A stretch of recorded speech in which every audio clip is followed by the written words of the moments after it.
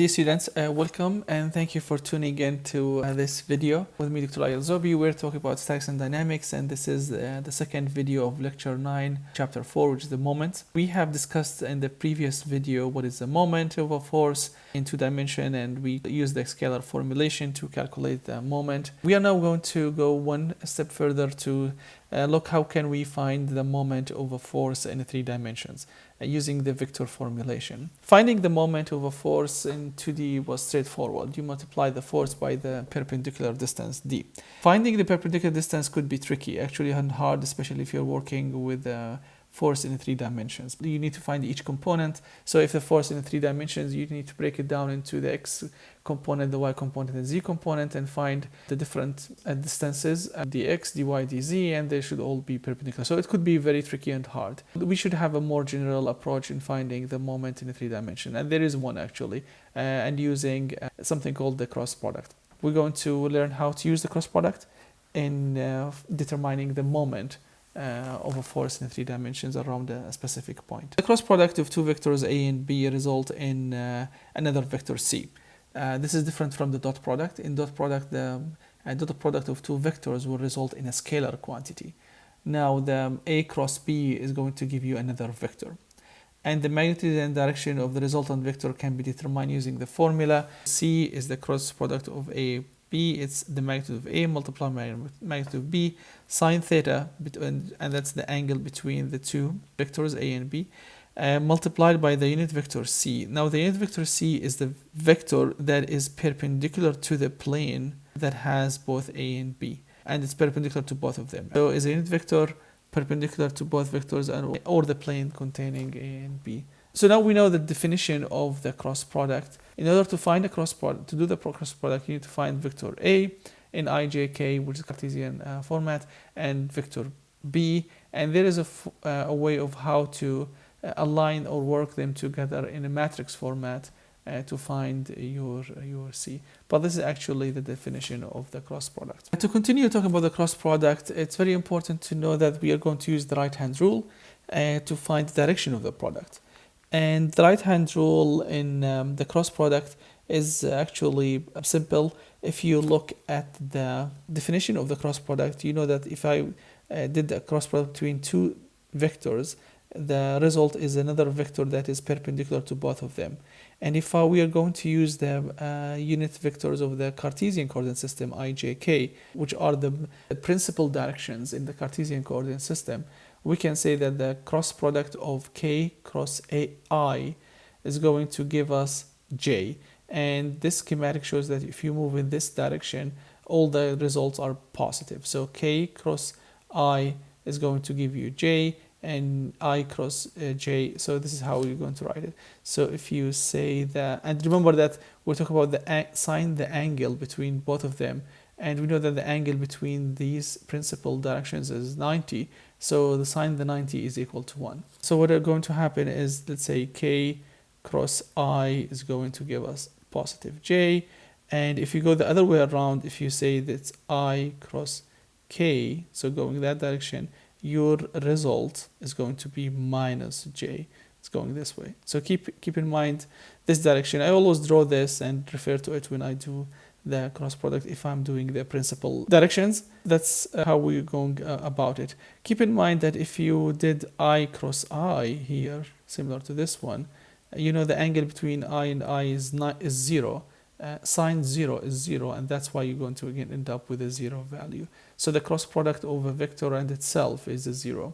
Now, let's say if we were able to write A and B in ijk format, and the Cartesian format. So how we're going to find the output of the cross product. And this is going to help us in finding the moment. Now, to simplify, we can use something called the determinant in order to find the result of the cross product. So the determinant is a quantity that can be calculated using the matrices. So what are we going to do is if we are doing 2 vectors in a Cartesian format, we put a matrix of 3 by 3, right? and in the component or the elements of this matrix can be filled according this formula. So it's ijk, the first row. The second row are the components of the first vector, which is a. So the x component, the y component, and the z component. And then the third row are the components of the vector b. And if you see these two lines here, these are the lines that can tell us that this is we don't need to calculate the determinant of the matrix, the elements that they're inside. So how can we go about this? Actually, it's a formula that we need to follow.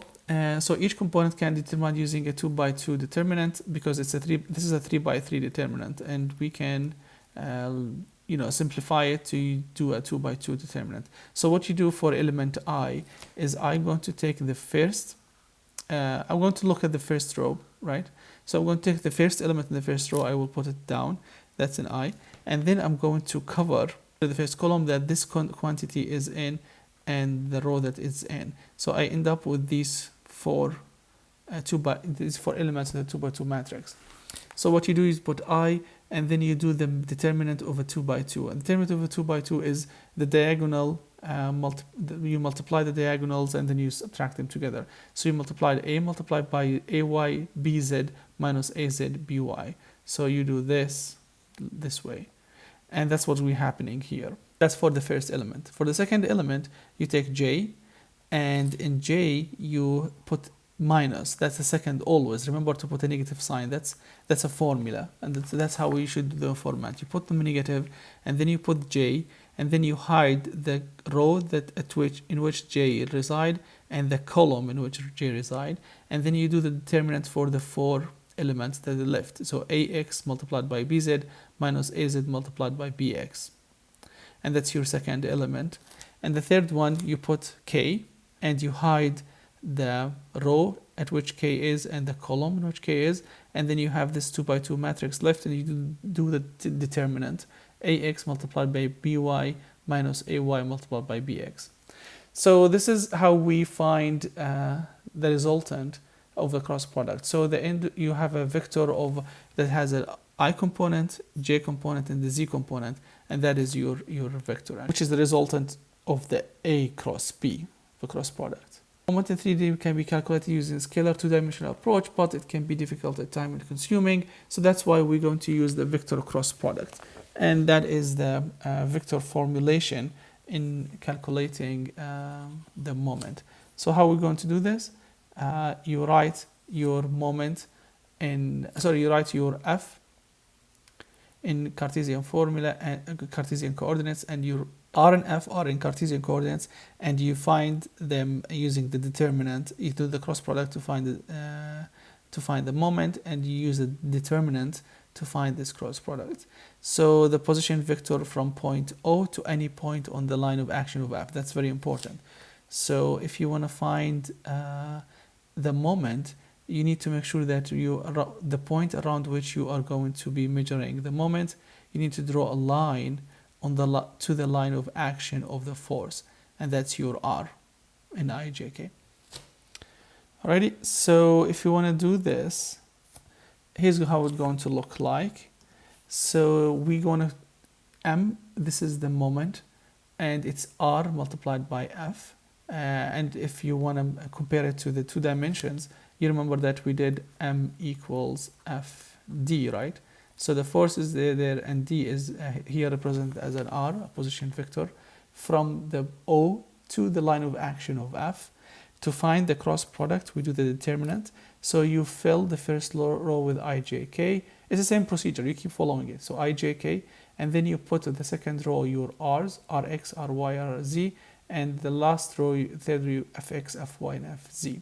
And you do this, and you put them all together, the components, from the Cartesian coordinate representation.